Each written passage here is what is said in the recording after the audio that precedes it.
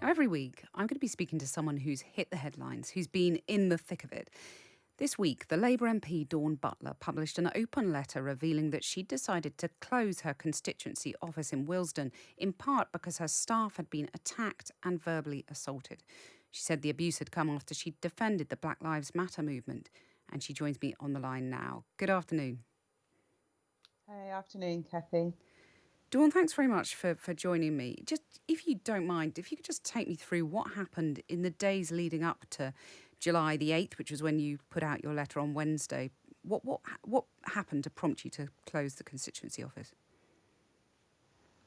Well, I had to make a decision on what I was going to do next with my constituency office, and the lease was coming up, and so I had to weigh up um, how much value for money we were going to get with the office, because the cost was going up, and then I weighed up the abuse that we've got over the last couple of years, and then the escalation of the abuse that's happened just over the last couple of weeks, and just putting all of those things together. And it's been a concern of mine for a while that I didn't feel that I was able to keep my team safe. And in the end, I just thought, with a heavy heart, that I had no choice but to close down my constituency office. Give us a sense. I mean, I talked about some of it in the intro about your staff being attacked and verbally assaulted. Can you give us any more details about the kind of assaults that took place? Um, wow. Well, we've had missile thrown through the window. We've had to have the windows replaced about 3 times. Wow. The main window, the window for the door, the side window, the back door. Um, we've had a very understanding landlord who sort of replaced all of that. Then we had like the smash proof. We had the smash proof window and the shield put on the window. Um, we've taken as many security measures as we can, but we've had people leaving abusive messages on the answer machine saying that they're coming for us, and it's a real worry and a concern. And we work long hours, Mm. and ideally you want to have an office on the high street and be visible as an MP where people can just pop in, but it became more and more unsafe and unworkable. And actually, when Joe Cox was murdered, my friend, outside her office, it really got you thinking, and um, it was just too much. It was honestly just too much. I mean, Dawn, you sound incredibly calm talking about it, but I'm hearing this for the first time. It's extraordinary that your office is relentlessly under attack. What kind of toll does that take on you and your staff? Well, because it's not something that you really want to talk about, to be honest, because the majority of people are great and amazing, and Mm. Brent is an amazing place. I kind of don't want people to think that this is something that happens often, um, in terms of sort of, it's something that we always have to deal with. But a lot of the people who, for instance, um, email me with death threats or on social media with death threats, they're not my constituents. They're from elsewhere. But it adds to that environment and it adds to everything that happens. So it makes you on edge. So, Mm. just in last month alone, we reported probably near 1,000 bits of abusive correspondence 1,000 to the physical police. correspondence. Yeah, physical correspondence. You take the Facebook, the Twitter, um, all of that, and emails. Um, you know, People being really racist, really abusive, and with the Black Lives Matters movement, the abuse just went through the roof. And as I say, these are not people in Brent that are um, abusing me, because people say, you know, really, if you don't like it, feel free to clear off to the black hole. crime-ridden, diseased and ugly, just like and you coming from Brent speaks volumes, bugger off, you troublemaker. So that person's obviously not from Brent. And people write things like, I'm a traitor, placing my head on a spike outside the Tower of London is the punishment that I would have faced. So you get all this stuff coming through Yeah. literally on a daily basis. And you just have to weigh up whether it's worth the risk. And actually, it's just not worth the risk. I should obviously apologise for the language if anyone was offended. It is clearly offensive and it must be Well, exhausting. And I didn't even read out the offensive ones. oh, gosh. The really offensive ones. Yeah. But are you scared? Um, I think there are. Am I scared? I'm very aware of my surroundings at all times. I take precautions at all times. I make sure that that uh, I'm I report where I'm going and who I'm visiting and seeing. Um, so, but I'm not walking around scared, but I am very aware. But lots of MPs face abuse, and it just shouldn't be a normal run of things. And we should be able to disagree without being violent or abusive or racist. You can be robust in your argument without without being abusive. And I think that's the problem with politics at the moment, that it's filled with a lot of abuse and a lot of racism and keyboard warriors who think it's okay to say really nasty things, and the C word and the N word and the B word, and think that's okay and legitimate argument. Well, it's not, and we don't have to put up with it. And just because we are public figures or MPs, we don't have to put up with it, and we shouldn't have to put up with it. And I refuse to put up with it.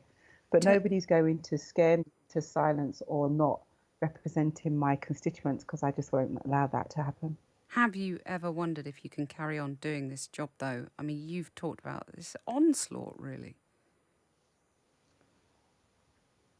I think the people, I wouldn't give the racists out there any satisfaction in thinking that they're going to silence me in not doing my job or making society a better place. There are far more good people out there than there are bad people. So, and I will continue to have surgeries. I just won't have them in a standalone office. I'll have them at the civic centre where they have security guards. I'll have them at the libraries where they have security guards, and I'll have them at community centres, because the majority of people are good. And I think that that this is a time where everybody is standing together and saying we actually want a better society, and we're going to fight together to create that better society. And so I think that's the way forward. Did you expect to find yourself in this situation in Britain in 2020? No, not at all. I mean, there's always a fight and a battle. There's always racism. I know that. I know that discrimination exists.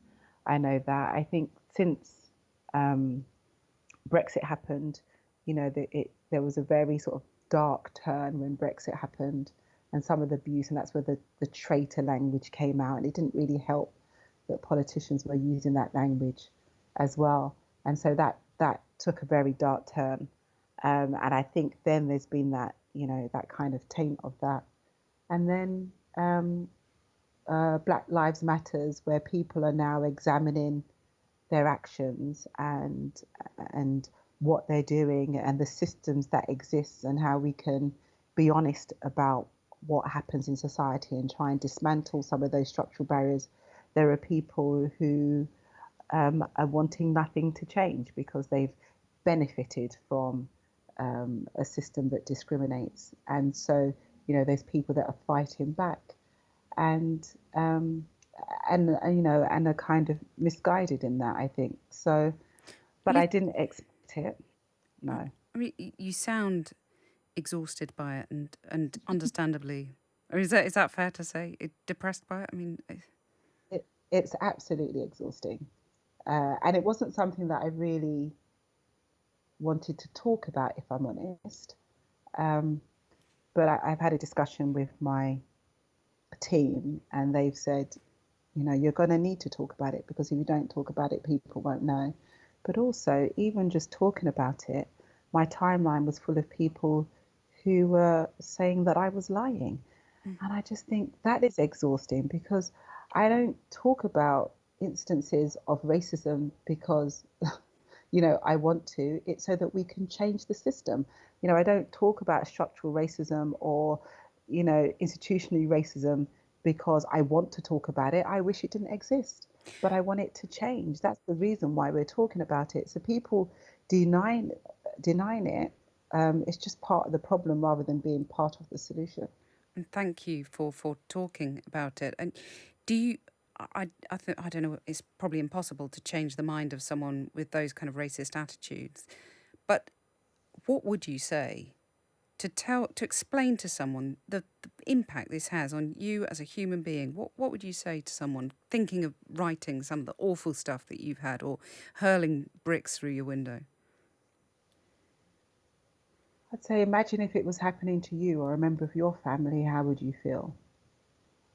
Imagine if you're having to go to work today, having to look over your shoulder, or wondering if somebody's going to throw abuse at you. And imagine the kind of society that we want to live in. Mm. We should be able to live in a society where we can have a disagreement, where we can have political differences, but we can be civil to each other, even if we disagree. That is a civilized society.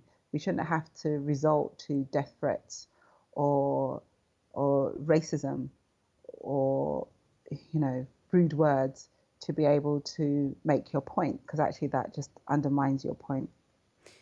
And you've unfortunately experienced racism within Parliament too, haven't you? I mean, Yeah, actually, that within Westminster.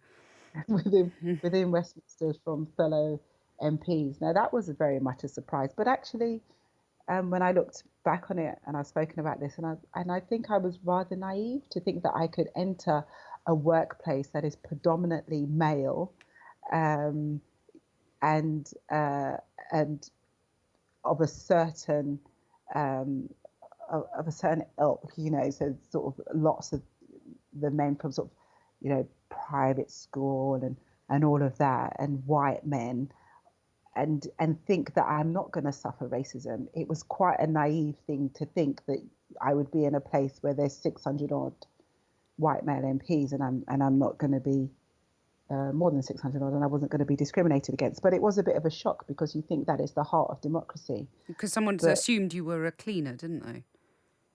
yeah, yeah.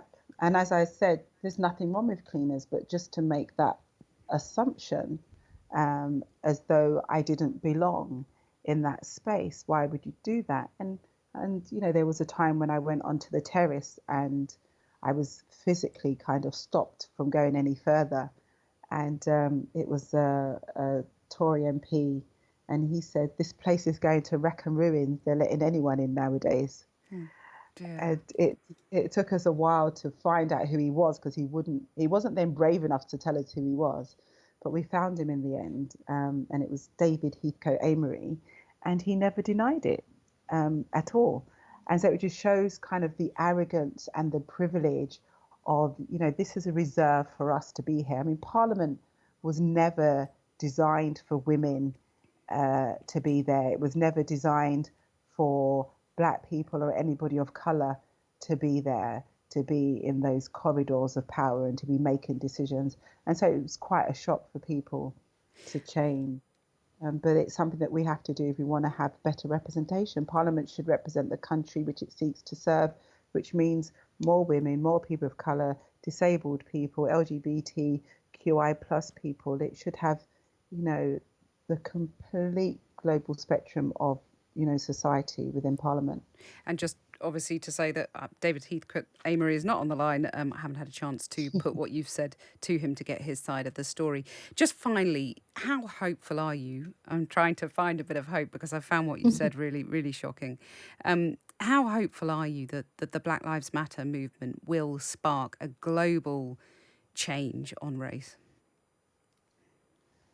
I think what is special about this movement is that so many people now are refusing to accept any form of discrimination and are using their privilege in whatever area or field that they are in to speak out.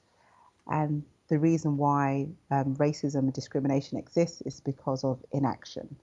And so there's so many people that have stepped up into this action and have said, well, actually, not in my lifetime and not in my name. And so I am hopeful and optimistic that this is the movement that we will see changes, not just incremental changes, but um, systemic changes where we change the structures in society where the end result is a certain group of people are disproportionately discriminated against. And so I'm really hopeful.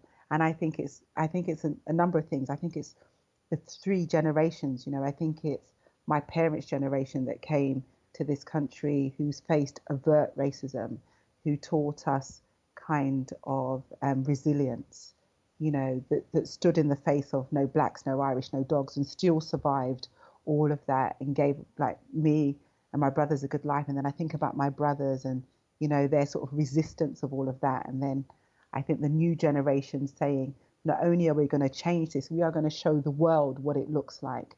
And so when you watched for those 8 minutes and 46 seconds the brutal lynching of George Floyd, you couldn't explain that racism or excuse that racism away. And that has spurred so many people into action. And for too long, people have become desensitized or have adjusted to the injustice in society. And now people are questioning how they could allow it to go on for so long. So Cathy, I'm pretty optimistic. Well, Dawn Butler, I'm really glad we could end on an optimistic note because what you've relayed to us is really disturbing, and I appreciate you very very much coming on Times Radio this evening to share that with us because it can't be easy talking about all of that. So thank you very much. No, thank you. Thank you.